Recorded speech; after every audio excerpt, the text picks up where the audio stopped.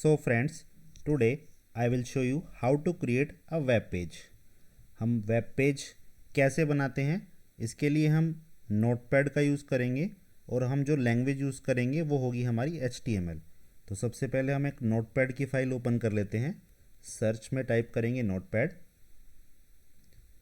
इसको ओपन कर लेते हैं। वेब पेज बनाने के लिए अगर हम HTML की कोडिंग कर रहे हैं तो सबसे पहले हमें यूज़ करना पड़ेगा HTML टैग। ये केस सेंसिटिव नहीं होता है, हम इसमें लोअर केस या अपर केस दोनों यूज़ कर सकते हैं। अब HTML टैग डिस्क्राइब करता है HTML डॉक्यूमेंट को। तो एक हमने जो टैग लगाया है इसको हम बोलते हैं स्टार्ट टैग, और HTML में हमें इसी के साथ साथ मोर देन 90% क्लोज टैग भी यूज़ करना पड़ता है। तो एक हमने यहाँ पे क्लोज टैग यूज़ कर दिया, HTML क्लोज टैग। अब इस टैग के अंदर हम सबसे पहले ले लेते हैं हेड टैग। अब ये हेड टैग हमें इंफॉर्मेशन प्रोवाइड करता है अबाउट दिस HTML डॉक्यूमेंट, कि ये HTML डॉक्यूमेंट क्या है। सेम प्रोसीजर, इसके लिए भी हम पहले इस हेड को क्लोज कर देते हैं क्लोज टैग से। अब इस हेड के अंदर हम जो पेज बनाने जा रहे हैं उस पेज का एक टाइटल सेट करेंगे, यानी कि पेज का नाम हमें क्या रखना है। तो टाइटल टैग के अंदर हम कोई भी नाम यहाँ पे रख सकते हैं, जैसे मैंने रख दिया माई वेब पेज। अब अगेन इसका हम क्लोज टैग यूज़ करेंगे, टाइटल, और हेड टैग को हमने ऑलरेडी क्लोज किया हुआ है। अब स्टेप बाय स्टेप मैं आपको दिखाऊंगा कि हम यहाँ पे कौन कौन से टैग यूज़ करेंगे और उन टैग का क्या इम्पैक्ट होता है। तो अपनी इस फाइल को हम यहाँ से फाइल ऑप्शन से सेव कर लेते हैं। सेव एज, डेस्कटॉप के अंदर एक मैंने ये वेब पेज बनाया हुआ है, मैं इसको यहाँ सेव कर देता हूँ और इस फाइल का मैंने नाम दिया ABC। अब यहाँ पे हमें ध्यान देना होता है कि यहाँ हम एक्सटेंशन यूज़ करेंगे HTML, ना कि TXT। तो मैंने फाइल का नाम दिया ABC। अब इसके साथ इसका एक्सटेंशन यूज़ करना पड़ता है, तो वो हम टाइप करेंगे HTML, क्योंकि हम HTML में डॉक्यूमेंट बनाने जा रहे हैं। अब इसको हम सेव कर देते हैं। चलिए देखते हैं वेब पेज के अंदर मेरी कुछ यहाँ पर रिलेटेड फाइल पड़ी हुई हैं और हमने इसका नाम दिया था ABC। तो इस ABC को हम इंटरनेट एक्सप्लोरर में रन कर सकते हैं, या फिर जो भी हमने वेब ब्राउज़र यूज़ किए हुए हैं अपने कंप्यूटर में, लाइक गूगल क्रोम, फायरफॉक्स, हम किसी में भी इसको ओपन कर सकते हैं। मैं अभी के लिए इसको गूगल क्रोम में ओपन करके देखता हूँ कि इसमें क्या चेंज। यहाँ आप देख सकते हैं अभी इस पेज पे कुछ नहीं शो हो रहा है, ये ब्लैंक पेज है। लेकिन क्योंकि ये नोटपैड की फाइल ओपन कर लेते हैं, अभी हमने यहाँ पे एक टाइटल टैग यूज़ किया था और अपने पेज का नाम हमने रखा था माई वेब पेज। तो वो हमें यहाँ शो हो रहा है ऊपर टैब बार पे, यहाँ लिखा हुआ है माई वेब पेज। तो जो भी हम टाइटल में अपने पेज का नाम देना चाहेंगे वो यहाँ पे शो हो जाएगा। अब नेक्स्ट हम एक टैग यहाँ पे यूज़ करेंगे बॉडी टैग। अब बॉडी टैग क्या करता है? It describe the visible page content. आप अपने पेज पे क्या क्या कंटेंट शो करना चाहते हैं। आप वहाँ पे कोई पैराग्राफ लिखना चाहते हैं, कोई इमेज लगाना चाहते हैं, या whatever you want to show on your page that will persist in this body tag. तो अगेन हम इस बॉडी टैग को क्लोज कर देते हैं। अब बॉडी टैग के अंदर सबसे पहले मैं आपको दिखाता हूँ, सबसे सिंपल टेक्स्ट जो हम यहाँ पे टाइप करते हैं वो होता है पैराग्राफ। हम पैराग्राफ में अपने पेज में कुछ भी शो करते हैं, तो पैराग्राफ के लिए हम यहाँ पे यूज़ करते हैं सिंपली P टैग, और P टैग के अंदर हम कुछ भी लिख सकते हैं। अब अगेन हम इसको क्लोज कर देते हैं। ये P टैग मैंने क्लोज कर दिया। अब इसके अंदर हम कोई भी इंफॉर्मेशन पास कर सकते हैं जो हमें वेब पेज पे अपने शो करानी है। सपोज हमें लिखना है this is my first web page, और कुछ मैं कंटेंट कॉपी पेस्ट कर देता हूँ। जैसे यहाँ पे मेरा एक ही डॉक्यूमेंट पड़ा हुआ है, मैं सिंपली यहाँ से कुछ टेक्स्ट कॉपी कर लेता हूँ और इसे अपनी नोटपैड की फाइल में पेस्ट कर देता हूँ ताकि मुझे बार बार ये टाइप ना करना पड़े। और यहाँ पे आपको ताकि ये शो होता रहे, मैं एंटर प्रेस कर देता हूँ।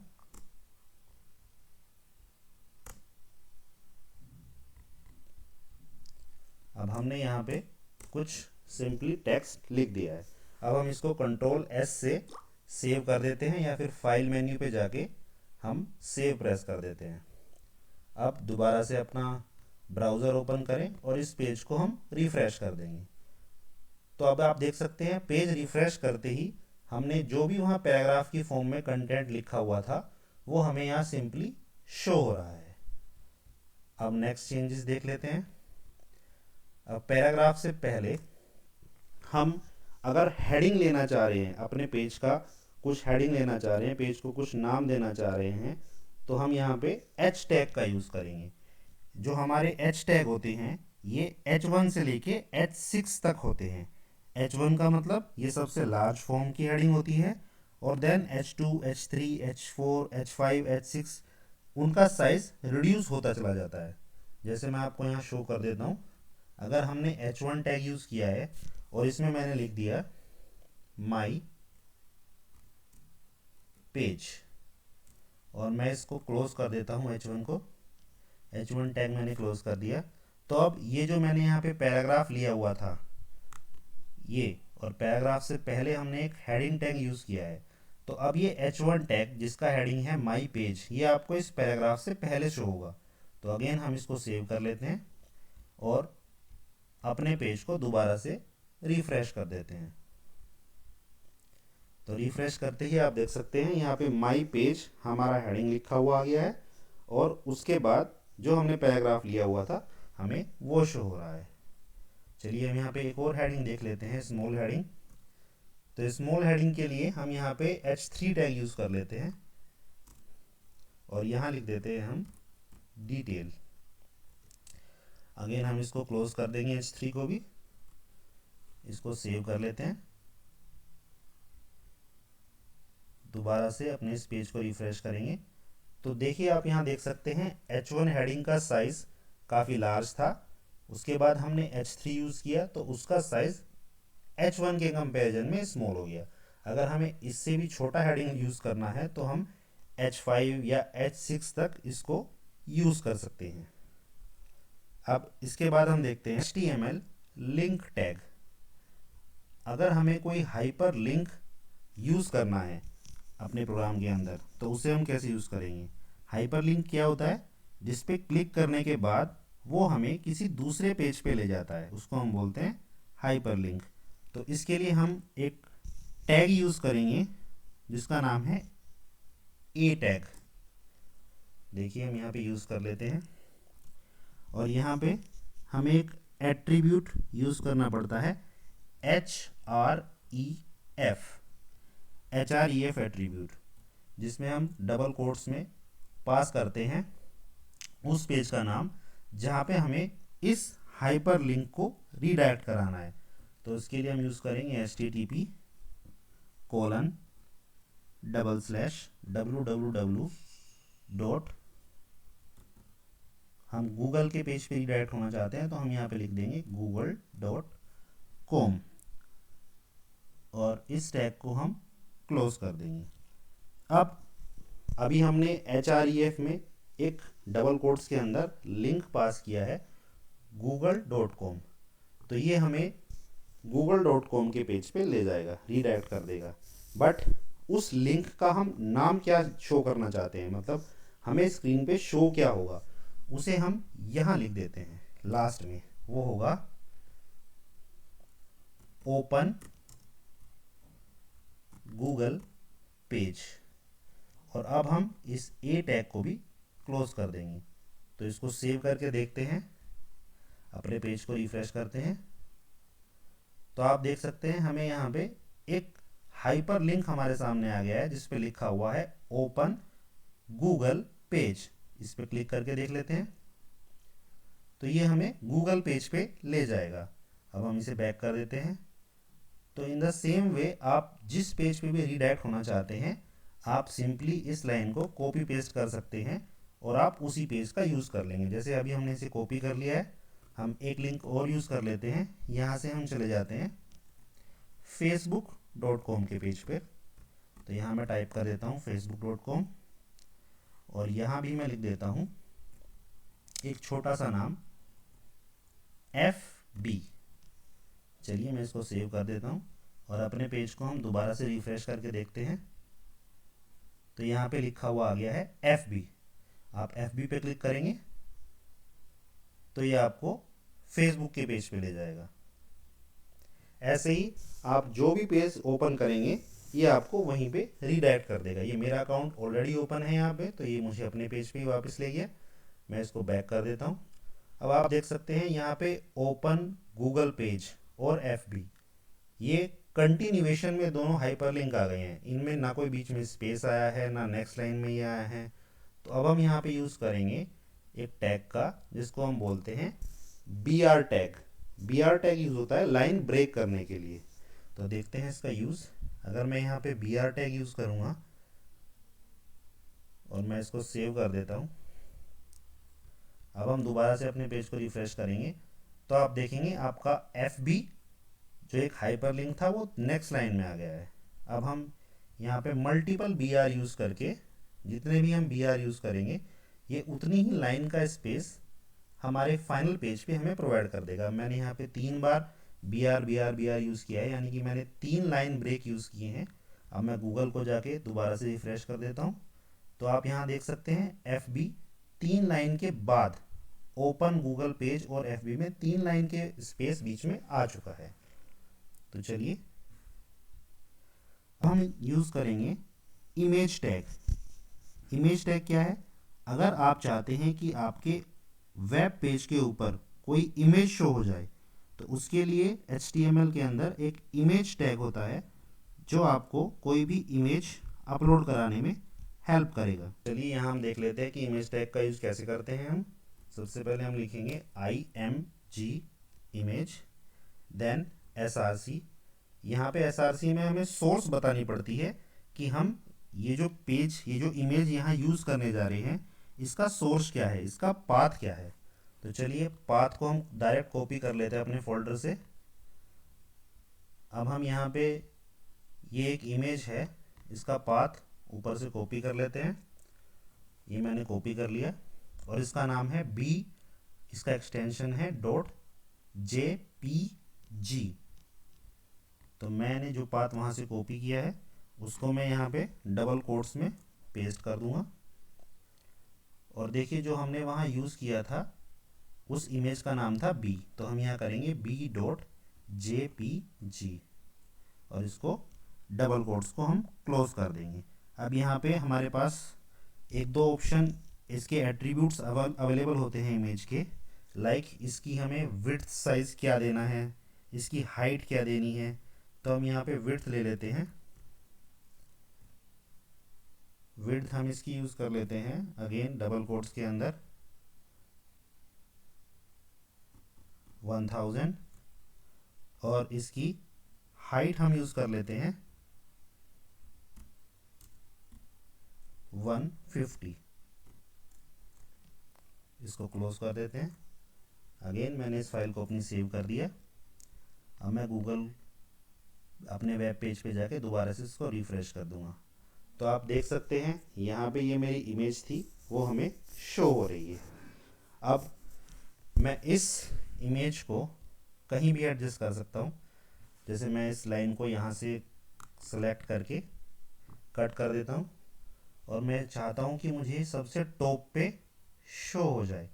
तो मैं जहाँ हमारा बॉडी टैग था, जहाँ से बॉडी टैग स्टार्ट हुआ था, मैंने इस लाइन को यहाँ पेस्ट कर दिया और आप देख सकते हैं मैं इसकी विड्थ थोड़ी सी और इंक्रीज़ कर देता हूँ, 1400 कर देता हूँ और इसकी हाइट 160 कर देता हूँ और अब मैं इसको सेव करने जा रहा हूँ।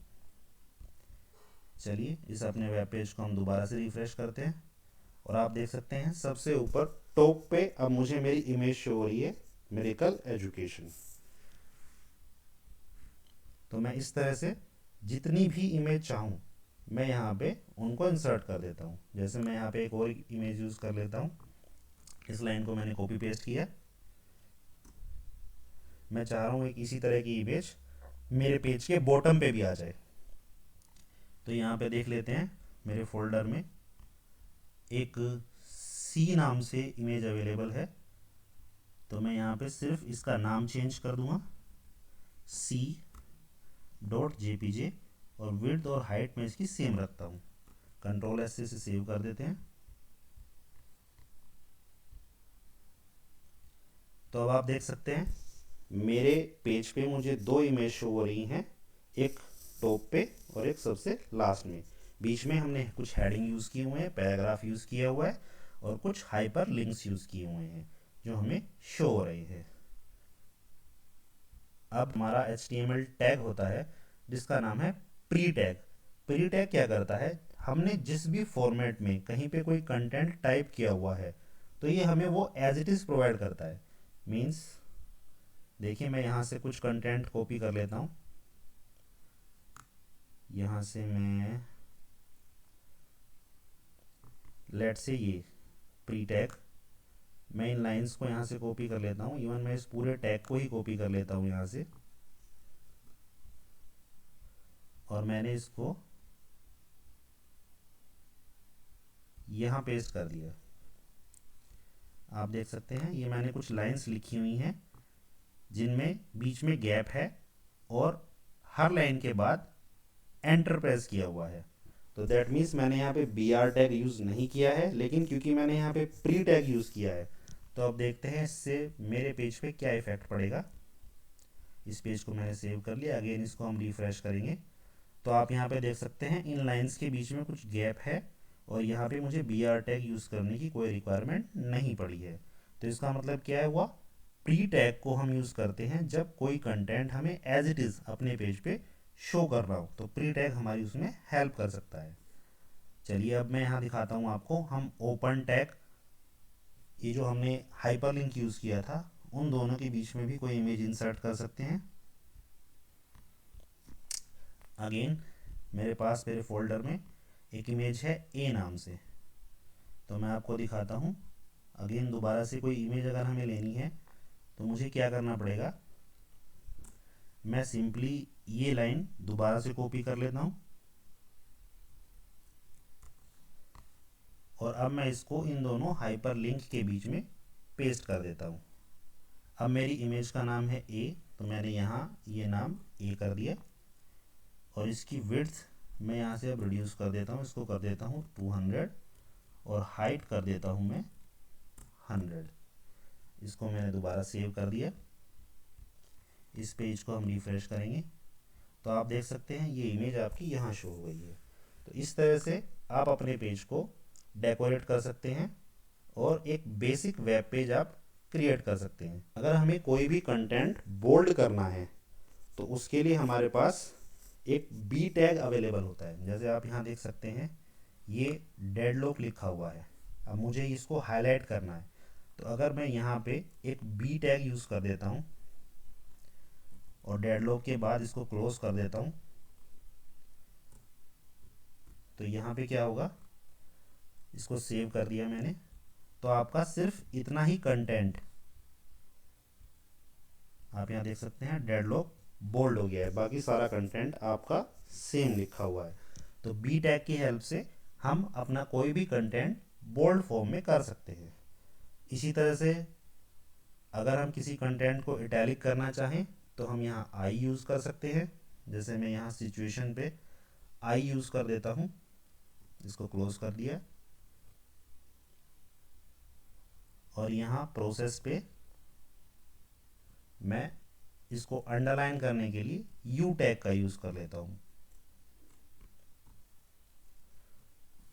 तो देखिए ये आई टैग क्या करेगा, ये इस सिचुएशन को इटैलिक कर देगा और यू टैग क्या करेगा, ये प्रोसेसेस को अंडरलाइन कर देगा। चलिए इसे सेव कर लेते हैं। अपने पेज को दोबारा से मैंने रिफ्रेश किया तो आप देख सकते हैं इस सिचुएशन को अब ये चेंज हो चुका है इटैलिक फॉन्ट में, और हमने प्रोसेस को अंडरलाइन किया था तो ये अंडरलाइन हो चुका है। तो इस तरह से आप अपने कंटेंट को मॉडिफाई कर सकते हैं। मैं आपको बताता हूँ HTML स्टाइल टैग के बारे में। HTML स्टाइल टैग क्या करता है, ये हमारे कंटेंट का स्टाइल चेंज कर देता है, उनका कलर चेंज कर देता है, हमारी स्क्रीन का, हमारे इस वेब पेज का बैकग्राउंड कलर चेंज कर देता है।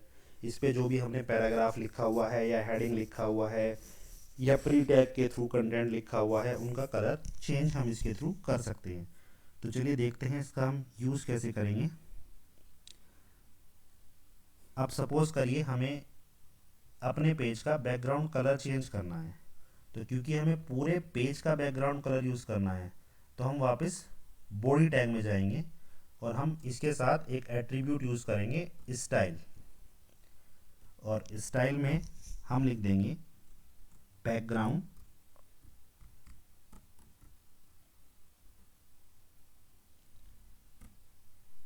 कलर,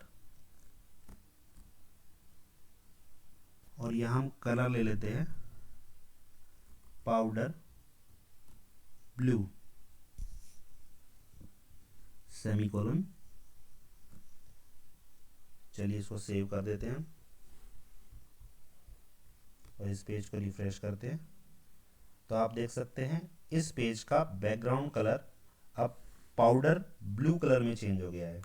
अब ये कौन कौन से कलर होते हैं जिनको आप यहाँ चेंज कर सकते हैं, इसकी डिटेल आपको इंटरनेट पे इजीली अवेलेबल हो जाएगी। सेम जैसे हमने अभी बैकग्राउंड का कलर चेंज किया है, हम ऐसे ही किसी भी हेडिंग का कलर चेंज कर सकते हैं और किसी भी पैराग्राफ का भी कलर हम चेंज कर सकते हैं। चलिए हम देखते हैं अगर हमें किसी हेडिंग का कलर चेंज करना है, जैसे हमने यहाँ पे ये हेडिंग लिया हुआ है H1, अगर हमें इसका कलर चेंज करना है तो अगेन हम स्टाइल एट्रीब्यूट अटैच कर देंगे इसके साथ, क्योंकि हमें इसका स्टाइल चेंज करना है, हम इसका कलर चेंज करना चाहते हैं, तो हमने कलर यूज़ किया और हम इसका कलर रेड कर देते हैं, सेमीकोलन डबल कोट्स। चलिए इसको सेव कर लेते हैं और देखते हैं क्या चेंजेस होंगे इससे। आप देख सकते हैं हमारी हेडिंग का कलर रेड हो चुका है। ऐसी सेम अगर हमने ये पैराग्राफ लिया हुआ था, इस पैराग्राफ का कलर चेंज करना है, तो हम यहाँ पे भी स्टाइल यूज़ करेंगे, colour colon pink semicolon double quotes close. इसको सेव कर देते हैं और हम यहाँ देख सकते हैं कि हमारे पैराग्राफ का कलर पिंक हो चुका है, जो अभी हमें दिखाई भी नहीं दे रहा है। तो इसको हम यहाँ पे वापस से रेडी कर देते हैं ताकि ये हमें इजीली शो होता रहे। इस तरह से आप कोई भी कलर यहाँ पे यूज़ कर सकते हैं। कलर के अलावा आप चाह रहे हैं कि आप टेक्स्ट की फॉर्मेटिंग भी चेंज करना चाहते हैं, तो आप वो भी कर सकते हैं। लाइक आपने यहाँ हेडिंग पे जो कलर चेंज किया हुआ था, अगर आप चाह रहे हैं कि आप इसका फ़ॉन्ट स्टाइल चेंज करना चाह रहे हैं, तो आप वो भी चेंज कर सकते हैं। फ़ॉन्ट फैमिली कोलन वरदाना सेमीकोलन। इसको हम सेव कर देते हैं।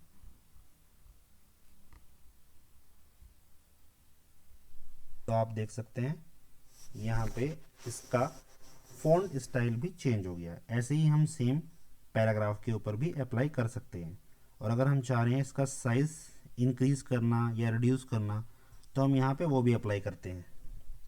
आप देख सकते हैं जैसे मैं यहाँ पैराग्राफ पे जिसका कलर हमने रेड किया हुआ था, यहाँ पे मैं इसका फ़ॉन्ट साइज़ चेंज कर देता हूँ। इसके लिए मैं यूज़ करूँगा फ़ॉन्ट साइज़ कोलन, इसकी वैल्यू मैं दे देता हूँ 200%। इसको हम सेव कर देते हैं।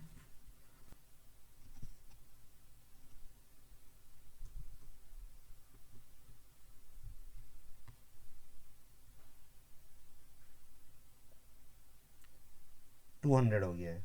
तो आप इस तरह से काफ़ी सारे चेंजेस अपने एक बेसिक वेब पेज में कर सकते हैं और एक अच्छा सा वेब पेज आप क्रिएट कर सकते हैं। Thank you guys. अब इसके आगे के जो जो भी फीचर्स HTML में अवेलेबल होते हैं वो मैं आपको अपने नेक्स्ट ट्यूटोरियल में सिखाऊंगा।